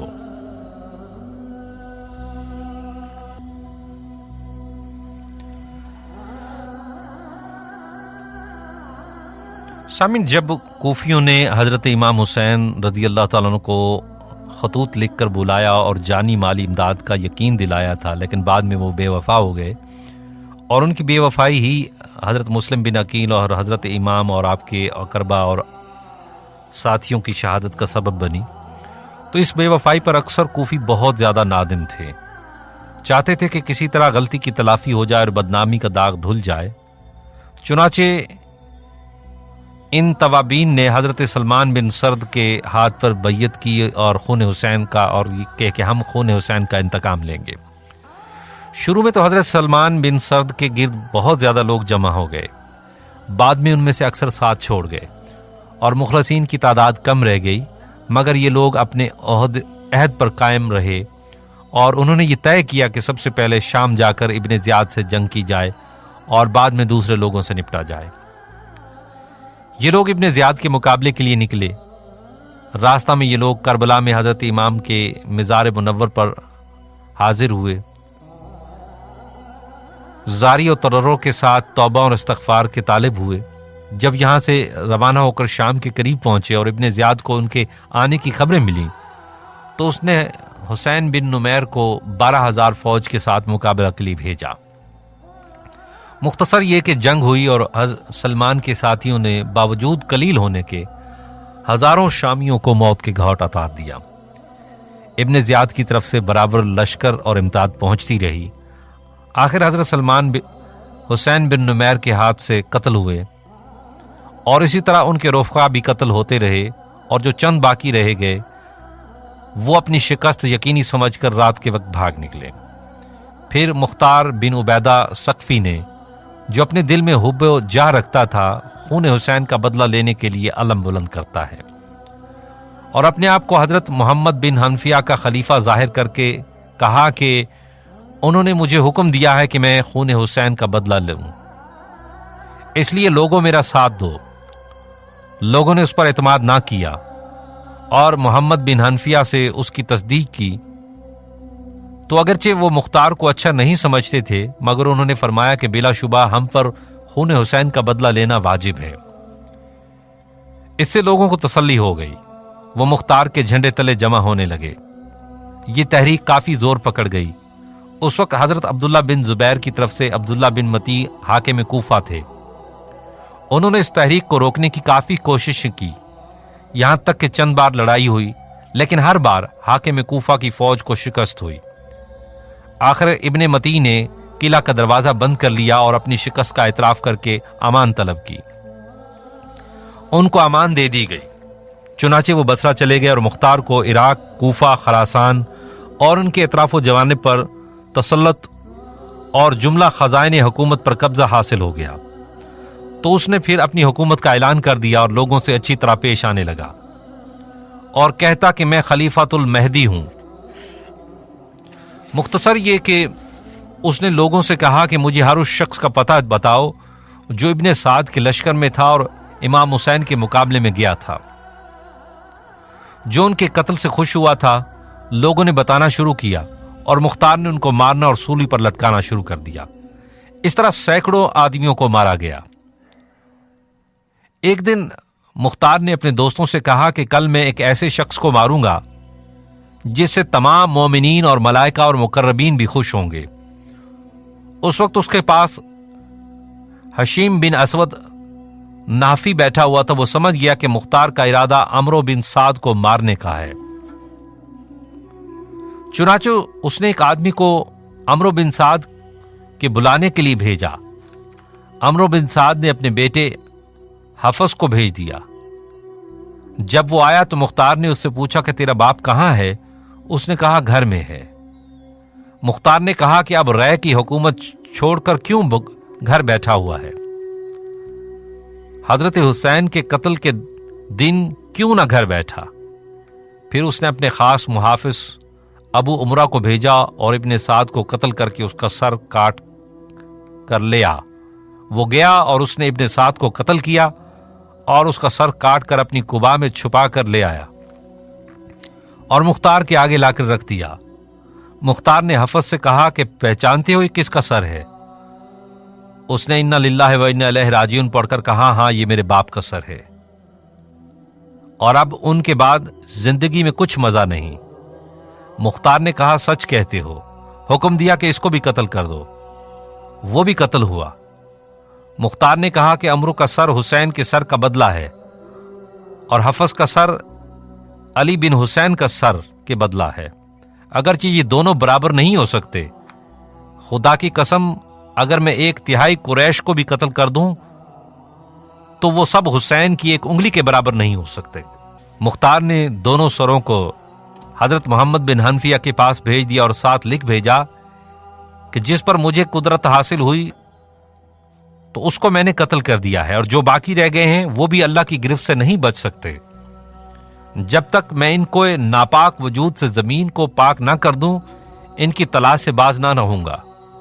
خولی بن یزید یہ وہ بدبخت انسان تھا جس نے حضرت امام حسین رضی اللہ تعالیٰ عنہ کو قتل کیا اور سر انور کو جسم اقدس سے جدا کیا تھا۔ اس بدبخت کی گرفتاری کے لیے مختار نے معاذ بن ہانی اور اپنے محافظ خاص ابو عمرہ کو چند سپاہیوں کے ساتھ بھیجا۔ انہوں نے آ کر خولی کے مکان کا محاصرہ کر لیا۔ اس بدبخت کو معلوم ہوا تو یہ اپنے مکان کے اندر ایک جگہ پر چھپ گیا اور بیوی سے کہہ دیا کہ تم لا علمی ظاہر کر دینا۔ معاذ نے ابو عمرہ سے کہا کہ تم آواز دو۔ آواز سن کر خولی کی بیوی باہر نکلی تو انہوں نے کہا کہ تمہارا شوہر کہاں ہے؟ اس نے زبان سے تو کہا کہ مجھے نہیں معلوم وہ کہاں ہے، اور ہاتھ کے اشارے سے اس کے چھپنے کا مقام بتا دیا کہ یہ اس جگہ پہنچے، تو اس کو گرفتار کر لیا اور مختار کے سامنے پیش کیا گیا۔ اس نے اس کے قتل اور جلانے کا حکم دیا، چنانچہ اس بدبخت کو پہلے قتل کیا گیا، پھر جلا دیا گیا۔ خولی کی بیوی ایوف بنت مالک بن نہار حضر موت کی رہنے والی تھی۔ جس دن سے خولی حضرت حسین کا سر لایا تھا اسی دن سے وہ اس کی دشمن ہو گئی تھی۔ شمر ذل جوشن، مسلم بن عبداللہ کہتا ہے کہ ہم شمر ذل جوشن کے ہمراہ 23 رو گھوڑوں پر سوار ہو کر کوفہ سے نکلے۔ مختار کے غلام زربی نے ہمارا تعاقب کیا، ہم نے بڑی تیزی سے اپنے گھوڑے دوڑائے، لیکن زربی نے ہمیں آ لیا۔ شمر پر حملہ آور ہوا، شمر اس کے حملے کو روکتا رہا، آخر شمر نے ایک ایسا وار کیا کہ اس کی کمر توڑ دی۔ جب مختار کو معلوم ہوا تو اس نے کہا کہ اگر یہ مجھے اس سے مشورہ کرتا تو میں اس کو اس طرح شمر پر حملہ کرنے کا حکم نہ دیتا۔ شمر وہاں سے چل کر کوفہ اور بصرہ کے تقریباً درمیان دریا کے کنارے پر واقع ایک گاؤں کلتیانہ میں پہنچا اور ایک دیہاتی مزدور کو بلایا اور اس کو مار پیٹ کر مجبور کیا کہ میرا یہ خط مصعب بن زبیر تک پہنچا دے۔ اس خط پر یہ پتہ لکھا تھا کہ شمر ذوالجوشن کی جانب امیر مصعب بن زبیر کے نام۔ وہ مزدور اس خط کو لے کر روانہ ہوا۔ راستہ میں ایک بڑا گاؤں آباد تھا، اس میں پہنچ کر وہ مزدور اپنے ایک جاننے والے مزدور دوست سے ملا، اس سے شمر کی سختی اور زیادتی کی شکایت کر رہا تھا۔ اتفاق سے اسی گاؤں میں مختار کے محافظ دستے کا رئیس ابو عمرہ چند سپاہیوں کے ساتھ جنگی چوکی قائم کرنے کے لیے آیا ہوا تھا۔ عین اس وقت جب وہ دونوں مزدور باتیں کر رہے تھے، مختار کا ایک سپاہی عبد الرحمن بن عبید وہاں سے گزرا۔ اس نے اس مزدور کے ہاتھ میں شمر کا وہ خط دیکھا اور پتہ پڑھ کر مزدور سے پوچھا کہ شمر کہاں ہے۔ مزدور نے پتہ بتا دیا تو اس سپاہی نے فوراً آ کر ابو عمرہ کو بتا دیا۔ یہ اسی وقت اپنے سپاہیوں کے ساتھ اس کی طرف چلے۔ مسلم بن عبداللہ کہتا ہے کہ میں نے شمر سے کہا کہ ہمیں یہاں سے چلے جانا چاہیے کیونکہ یہاں مجھے خوف سا محسوس ہوتا ہے۔ شمر نے کہا کہ میں 3 دن سے پہلے یہاں سے نہیں جاؤں گا اور میں سمجھتا ہوں کہ تمہیں یہ خوف مختار کے ذاب کی وجہ سے محسوس ہو رہا ہے اور تم مروب ہو گئے ہو۔ چنانچہ رات کو میں گھوڑوں کی ٹاپوں کی آواز سن کر جاگ پڑا اور اپنی آنکھیں مل رہا تھا کہ اتنے میں انہوں نے آ کر تکبیر کہی اور ہماری جھونپڑی کو گھیرے میں لے لیا۔ ہم تو اپنے گھوڑے وغیرہ چھوڑ کر پیدل ہی بھاگ نکلے اور وہ سب شمر پر ٹوٹ پڑے۔ وہ کپڑے اور زرہ وغیرہ نہ پہن سکا، ایک پرانی سی چادر اوڑھے ہوئے صرف نیزہ ہاتھ میں لے کر ان کا مقابلہ کرنے لگا۔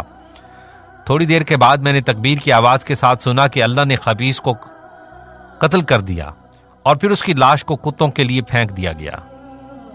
عبداللہ بن دباس جس نے محمد بن عمار بن یاسر کو قتل کیا تھا، اس نے قاتلان حسین میں سے چند آدمیوں کے نام مختار کو بتائے جن میں عبداللہ بن سید بن نزال بھی تھے اور یہ قادسیہ میں رہتے تھے۔ مختار نے اپنے سرداروں میں سے ایک سردار ابو نمر مالک بن عمرو النہدی کو ان کی گرفتاری کے لیے بھیجا۔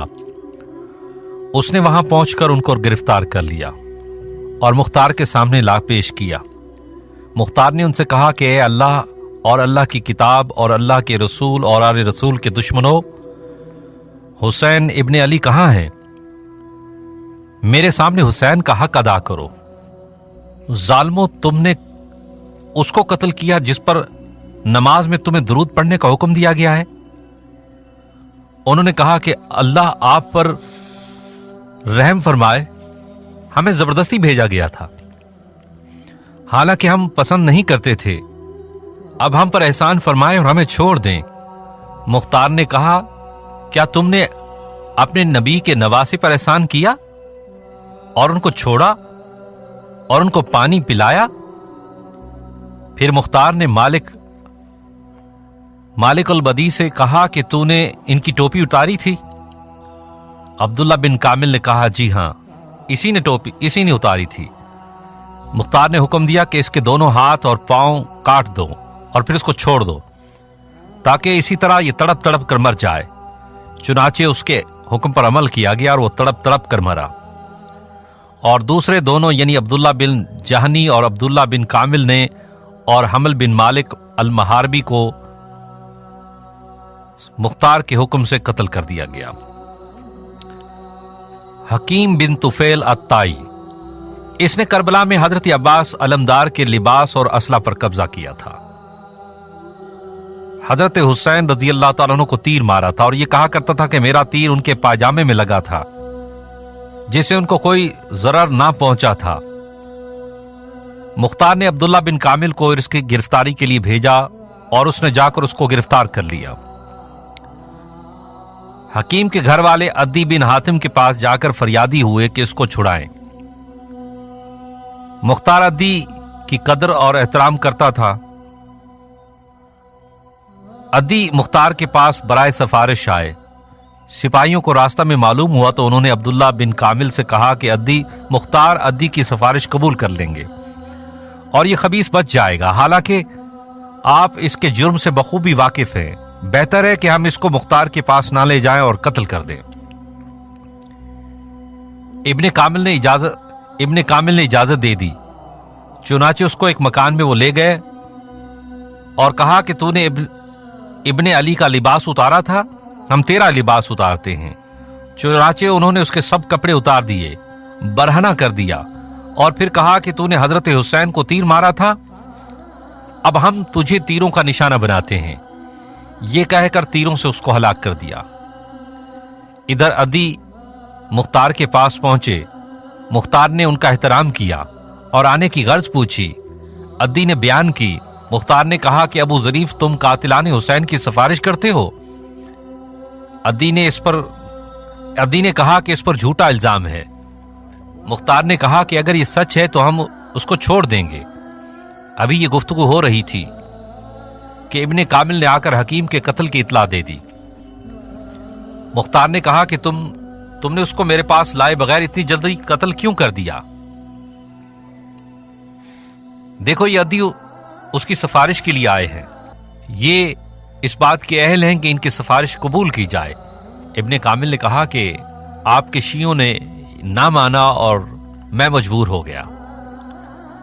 अद्दी ने इब्ने कामिल को बुरा भला कहा। इब्ने कामिल भी जवाब देने लगे, मगर मुख्तार ने उसको खामोश रहने की हिदायत की और अद्दी नाराज होकर आ गए। जैद बिन रकात, इस जालिम ने हजरत अब्दुल्ला बिन मुस्लिम बिन अकील के तीर मारा था जो उनकी पेशानी में लगा था। उन्होंने अपनी पेशानी बचाने के लिए उस पर अपना हाथ रख लिया, मगर तीर ऐसा लगा कि हाथ पेशानी के साथ पैवस्त हो गया और जुदा ना हो सका। उस वक्त उनकी जुबान से निकला, ए अल्लाह, जिस तरह इन दुश्मनों ने हमें हकीर और जलील करके कत्ल किया है, तू भी उनको ऐसा ही जलील करके कत्ल कर। फिर उसी जालिम ने एक और तीर मारा जो हजरत अब्दुल्ला के पेट में लगा और वो शहीद हो गए। और ये बदबख्त कहा करता था कि मैंने उस नौजवान के पास आया जो वो तीर जो उसके पेट में लगा था वो तो मैंने आसानी से निकाल लिया, मगर वो तीर जो पेशानी में लगा था उसको निकालने की बहुत कोशिश की। तीर तो निकल आया मगर उसका पैकान ना निकल सका। मुख्तार ने अब्दुल्ला बिन कामिल को उस बदबख्त की गिरफ्तारी के लिए भेजा। इब्ने कामिल ने अपने दस्ता के साथ आकर उसके मकान का मुहासरा कर लिया। यह बदबख्त जैद बड़ा बहादुर आदमी था। तलवार लेकर मुकाबला के लिए निकला, लोग उस पर टूट पड़े। इब्ने कामिल ने कहा कि इसको नेजा या तलवार से ना मारो बल्कि तीरों और पत्थरों से हलाक करो। लोगों ने उस पर इस कदर तीर बरसाए और पत्थर मारे कि वो गिर पड़ा। इब्ने कामिल ने कहा, देखो, अगर इसमें जान बाकी हो तो इसको लाओ।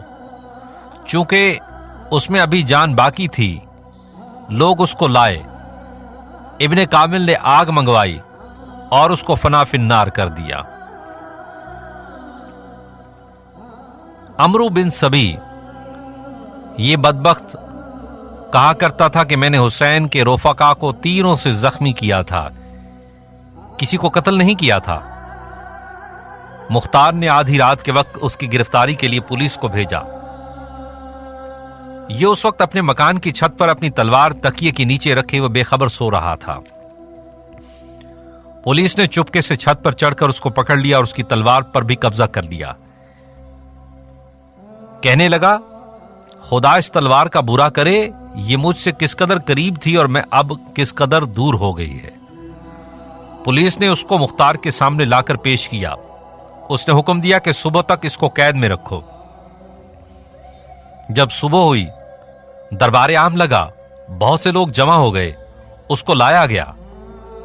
उसने भरे दरबार में कहा कि ए गुरोह कुफ्फार और फुज्जार, अगर मेरे हाथ में तलवार होती तो मैं तुम्हें बताता, तुम्हें मालूम हो जाता कि मैं कोई बुज़दिल और कमजोर नहीं हूं, और ये बात मेरे लिए बाइस मुसरत होती अगर मैं तुम्हारे अलावा किसी और के हाथ से कत्ल होता, क्योंकि मैं तुम लोगों को बदतरीन खलाइक समझता हूं। काश उस वक्त भी मेरे तलवार मेरे हाथ में होती और मैं थोड़ी देर तक तुम्हारा मुकाबला करता। इसके बाद उसने अपने पास खड़े हुए इब्ने कामिल की आंख पर मुक्का मारा। इब्ने कामिल ने हंसकर उसका हाथ पकड़ा और कहने लगा कि यह शख्स कहता है कि मैंने आले मोहम्मद सल्लल्लाहु अलैहि वसल्लम को नेज़ों से जख्मी किया था। अब इसके बारे में आप हमें हुक्म दीजिए। मुख्तार ने कहा कि नेज़े लाओ, उसको नेज़ों से घायल कर दो। चुनाचे उसको नेज़े से मार मार कर हलाक कर दिया गया।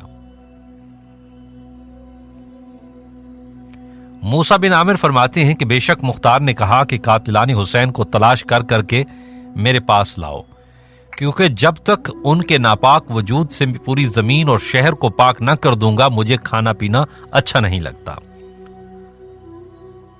मुख्तार के इस जज्बे और खून हुसैन के इंतकाम लेने की वजह से अवाम और खास में कसीर तादाद में अवाम और खास उसके साथ हो गए और उसके मुतकिद हो गए।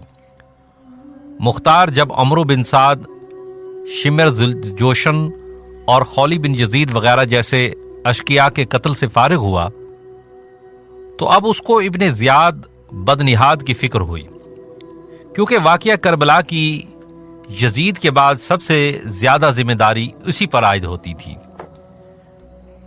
इस बदबख्त का वजूद इसको बहुत ज्यादा खटकता था कि जब तक वो उसको खत्म ना कर लेता उसको कैसे चैन आ सकता था। चुनाचे उसने इब्राहिम बिन मालिक इश्तर को एक जबरदस्त और तजर्बाकार फौज कसीर के साथ उसके मुकाबले के लिए भेजा।